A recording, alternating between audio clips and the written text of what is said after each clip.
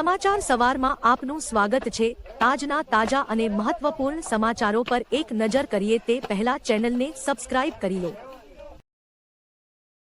12 થી 18 એપ્રિલ દરમિયાન માવઠું પડશે। હવામાન નિષ્ણાંત અંબાલાલ પટેલે જણાવ્યું કે 7 એપ્રિલ સુધી રાજ્યમાં કેટલીક જગ્યાએ વાદળછાયું વાતાવરણ રહેશે। 9 એપ્રિલ પછી તાપમાનમાં વધારો જોવા મળશે। ઉપરાંત 12 થી 18 એપ્રિલ દરમિયાન માવઠું થવાની શક્યતા પણ છે। પૂર્વ ગુજરાત અને સાબરકાંઠા જિલ્લામાં માવઠું પડે તેવી શક્યતા છે। રાજ્યના અન્ય કેટલાક સ્થળોએ છૂટો છવાયો વરસાદ પડી શકે છે તેમ આગાહીકાર અંબાલાલે જણાવ્યું છે।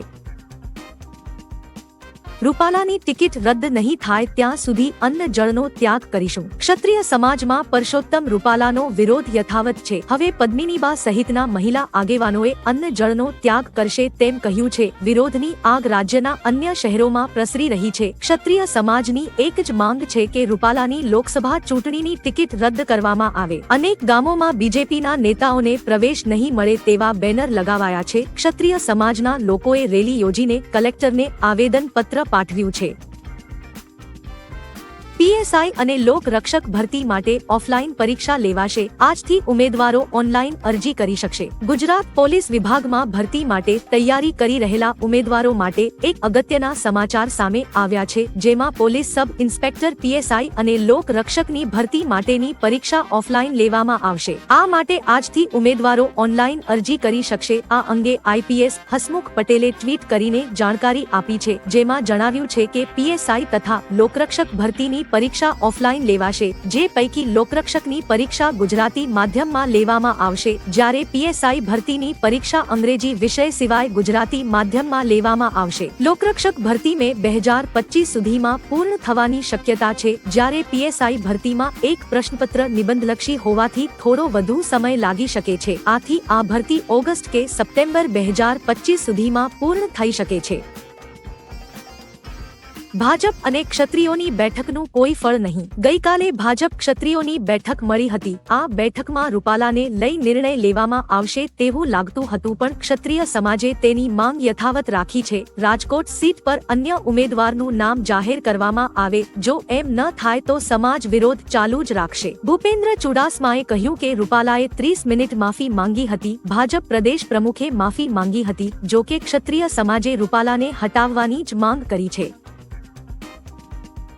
કિસાન ક્રેડિટ કાર્ડ બનશે એટીએમ, તરત મળશે રૂપિયા। કિસાન ક્રેડિટ કાર્ડ ધારકો હવે જરૂર પડે તરત જ પૈસા મેળવી શકશે। કૃષિ મંત્રાલયે આ માટે એક કમિટી બનાવવાનો નિર્ણય લીધો છે। કમિટી ડિજિટલ ડિલિવરી, કિસાન ક્રેડિટ કાર્ડનું સરળીકરણ અને આ યોજનાને વધુને વધુ ખેડૂતો સુધી પહોંચાડવાની સમીક્ષા કરશે। આ રીતે કિસાન ક્રેડિટ કાર્ડ એક એટીએમ તરીકે કામ કરશે। કિસાન ક્રેડિટ કાર્ડ બનાવ્યા પછી ખેડૂત ગેરંટી વિના 1.60 લાખ રૂપિયા સુધીની લોન લઈ શકશે। અમદાવાદમાં સતત વધતી ગરમીના કારણે વાયરલ ઇન્ફેક્શન અને સ્વાઇન ફ્લૂના દર્દીઓનો રાફડો ફાટ્યો। હોસ્પિટલો થવા લાગી હાઉસફુલ। અમદાવાદમાં સરકારી અને ખાનગી હોસ્પિટલમાં તાવ, ખાંસી અને શરદી સહિત વાયરલ ઇન્ફેક્શનના કેસમાં વધારો જોવા મળી રહ્યો છે। સોલા સિવિલમાં અઠવાડિયે 1216 કેસ નોંધાયા છે। આમ 2 સપ્તાહમાં 2788 વાયરલ ઇન્ફેક્શનના કેસમાં દર્દીઓને સારવાર આપવામાં આવી હતી। બીજી તરફ સ્વાઇન ફ્લૂના કેસમાં પણ વધારો જોવા મળી રહ્યો છે। સોલા સિવિલમાં માર્ચ મહિનામાં સ્વાઇન ફ્લૂના 30 શંકાસ્પદ દર્દી સારવાર માટે આવ્યા છે, જે પૈકી 10 દર્દીના રિપોર્ટ પોઝિટિવ આવ્યા હતા। રાજકોટ માર્કેટ યાર્ડ હવે ઘઉં વેચશે। ધરતીપુત્રના નામે બ્રાન્ડ બનાવી વેચાણના ગઈકાલથી શ્રી ગણેશ કરાયા। રાજકોટ બેડી માર્કેટિંગ યાર્ડ દ્વારા ખેડૂતો માટે મહત્વનો નિર્ણય લેવામાં આવ્યો છે। હવેથી યાર્ડ જ ઘઉંની ખરીદી કરશે અને બાદમાં પોતાની બ્રાન્ડના નામે સ્થાનિક બજારમાં વેચાણ કરશે। તેના શ્રી ગણેશ ગઈકાલથી કરવામાં આવ્યા છે। ખેડૂતો અને ગ્રાહકોને ફાયદો મળી રહે તેવા હેતુથી આ સ્કીમ શરૂ કરવામાં આવી છે। આ અંગે રાજકોટ યાર્ડના ચેરમેન જયેશભાઈ બોઘરાએ જણાવ્યું હતું કે રાજકોટ માર્કેટ યાર્ડ ખેડૂતોના હિત અને ગ્રાહકોના સંતોષ માટે વધુ એક મહત્વનો નિર્ણય લીધો છે, જેમાં યાર્ડ પોતાની એક બ્રાન્ડ ઊભી કરશે અને હરાજીમાં ભાગ લઈ ઘઉંની ખરીદી કરશે। ત્યારબાદ તેનું વેચાણ કરી અને સ્થાનિક બજારમાં તેનું વેચાણ કરશે। આ વેચાણ પડતર ભાવે ઓછા નફાથી કરવામાં આવશે, જેથી ખેડૂત અને ગ્રાહકોને પણ લાભ મળી રહે। વડોદરાની સમરસ ગર્લ્સ હોસ્ટેલમાં ફરી વિવાદમાં ભોજનમાંથી જીવડા નીકળતા હોવાના આક્ષેપ સાથે વિદ્યાર્થિનીનો હંગામો. વડોદરા પોલિટેકનિક ખાતે આવેલી સમરસ ગર્લ્સ હોસ્ટેલ ફરી એકવાર વિવાદમાં આવી છે. હોસ્ટેલમાં વિદ્યાર્થિનીઓને ભોજન માટે પણ ભારે કષ્ટ ઉઠાવવા પડી રહ્યા છે. પરીક્ષાના સમયે જ વિદ્યાર્થિનીઓને પેટ ભરવા માટે કલાકો સુધી લાઈનો લગાવી પડે છે તથા ભોજનમાંથી જીવડા નીકળવાના આક્ષેપ સાથે વિદ્યાર્થિનીઓ દ્વારા સત્તાધીશોને રજૂઆત પણ કરવામાં હતી, પરંતુ તેનું નિરાકરણ હજુ સુધી ન આવ્યું હોવાના વિદ્યાર્થિનીઓએ આક્ષેપ કર્યા છે. 25 વર્ષના ઇતિહાસનો મોટો ભૂકંપ. જાપાનમાં ગઈકાલે 7.5ની તીવ્રતાનો ભૂકંપનો આંચકો આવ્યો હતો. 25 વર્ષના ઇતિહાસમાં તાઇવાનમાં આ એવો આંચકો હતો જેના કારણે ઇમારતો પણ ધરાશાયી થઈ ગઈ હતી. જાપાન ફિલિપાઇન્સમાં પણ આંચકા અનુભવાયા હતા. તાઇવાન ફાયર વિભાગ અનુસાર ભૂકંપમાં એક વ્યક્તિનું મોત થયું છે અને 50 જેટલા લોકો ઘાયલ થયા છે. આ પહેલા 1999માં જાપાનમાં 7.5ની તીવ્રતાનો ભૂકંપનો આંચકો આવ્યો હતો, જેમાં 2000થી વધુ લોકોના મોત થયા હતા. આવનારા 5 દિવસ માટે આગાહી. ગુજરાતમાં આગામી 5 દિવસને લઈ હવામાન વિભાગે આગાહી કરી છે. તે મુજબ રાજ્યમાં વાતાવરણ શુષ્ક રહેશે, સાથે તાપમાન યથાવત રહેશે. હાલ તાપમાન વધવાની શક્યતાઓ નહીવત છે. ઉપરાંત કેટલાક વિસ્તારોમાં 1 થી 2 ડિગ્રી જેટલું તાપમાન વધી શકે છે. દરિયાકાંઠાના વિસ્તારોમાં પશ્ચિમ દિશા તરફથી પવનો ફૂંકાશે. જમીની વિસ્તાર પર પશ્ચિમ અને ઉત્તર પશ્ચિમ દિશા તરફથી પવનોની ગતિ રહેશે. તેથી વાતાવરણમાં પલટો આવશે. દિગ્ગજ નેતાનો રાજકારણમાંથી સંન્યાસ. પૂર્વ વડાપ્રધાન મનમોહન સિંહ 33 વર્ષની લાંબી સંસદીય કારકિર્દી પર પૂર્ણ વિરામ મુકાયું છે. તેઓ રાજ્યસભામાંથી રિટાયર્ડ થયા છે. કોંગ્રેસ રાષ્ટ્રીય અધ્યક્ષ મલ્લિકાર્જુન ખડગેએ પત્ર લખીને કહ્યું કે તમે સક્રિય રાજકારણમાંથી સંન્યાસ લઈ રહ્યા છો, પરંતુ જનતા માટે તમારો અવાજ બુલંદ રહેશે. તેઓ ક્યારેય લોકસભાની ચૂંટણી લડ્યા નથી. 1991માં પ્રથમ વખત રાજ્યસભાના સાંસદ બન્યા ત્યારથી આજ દિન સુધી તેઓ યથાવત રહ્યા હતા. અંતરિક્ષમાં પરસ્પર સહયોગ કરવા સિવાય બીજો કોઈ વિકલ્પ નથી. વિશ્વભરના દેશો અંતરિક્ષ વિજ્ઞાનના ક્ષેત્રમાં એકબીજાને પાછળ છોડીને પ્રગતિ કરવા માંગે છે. દેશો વચ્ચેની આ સ્પર્ધા વિશે વાત કરતા ભારતના પ્રથમ અવકાશયાત્રી વિંગ કમાન્ડર રાકેશ શર્માએ કહ્યું, સહયોગ એ સમયની માંગ છે. હું જ શ્રેષ્ઠ એ આદત આપણે છોડવી પડશે. અવકાશના ક્ષેત્રમાં આપણે જે કંઈ મેળવીએ છીએ તે સૌની સાથે વહેંચવું જોઈએ. તેમણે કહ્યું કે સ્પેસમાંથી આપણે દેશોની સરહદો જોઈ શકતા નથી.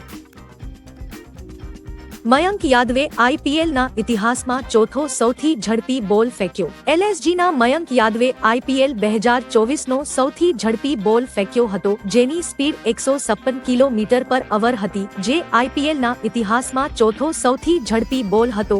મયંકે આ સિઝનમાં પોતાનો જ રેકોર્ડ તોડ્યો છે. આ સિઝનમાં એલએસજીની પ્રથમ મેચમાં તેણે પીબીકેએસ સામે 155 કિલોમીટર પર અવરની ઝડપે બોલ ફેંક્યો હતો. આ યાદીમાં ઓસ્ટ્રેલિયાનો શોન ટેટ 157.7 સાથે પ્રથમ, લોકી ફર્ગ્યુસન 157.3 સાથે બીજા અને ઉમરાન મલિક 157 ત્રીજા સ્થાને છે. મોબાઈલ યુઝર્સને લઈ મોટો નિર્ણય. 15 એપ્રિલ 2024 પછી દેશમાં કોલ ફોરવર્ડિંગની સેવા બંધ થઈ જશે. આ મામલે દૂરસંચાર વિભાગે તમામ ટેલિકોમ કંપનીઓને યુએસએસડી આધારિત કોલ ફોરવર્ડિંગ સેવા બંધ કરવાનો આદેશ આપી દીધો છે. 15 એપ્રિલ પછી તમે કોલ ફોરવર્ડ નહીં કરી શકો. દેશમાં દરરોજ ઘણી ઓનલાઈન છેતરપિંડી થાય છે. તેને રોકવા માટે સરકારે આ મોટો નિર્ણય લીધો છે, જેને લઈ એક નોટિસ જારી કરવામાં આવી છે.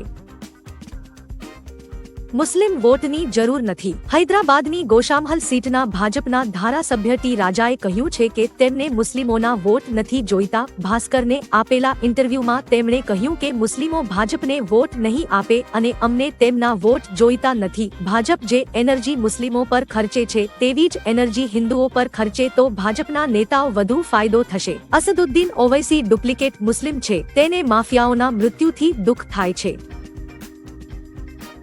ભાવનગરમાં વિપક્ષીનું શક્તિ પ્રદર્શન. ભાવનગરમાં આપ ઉમેદવાર ઉમેશ મકવાણાના પ્રચાર માટે ચૂંટણી મધ્યસ્થ કાર્યાલયનું ઉદ્ઘાટન થયું હતું. બંને પ્રદેશ પ્રમુખ શક્તિસિંહ ગોહિલ અને ઈસુદાન ગઢવી ઉપસ્થિત રહ્યા. બાદમાં ઉમેદવારના સમર્થનમાં રોડ શો યોજાયો હતો. ભાવનગરમાં ઇન્ડિયા ગઠબંધન હેઠળ આપ ઉમેદવાર ચૂંટણી લડી રહ્યા છે, જ્યારે કોંગ્રેસ માત્ર સમર્થન આપશે. રાજ્યમાં ભાવનગર અને ભરૂચ બેઠક પર આપ અને બાકીની 24 સીટ પર કોંગ્રેસ ચૂંટણી લડી રહી છે.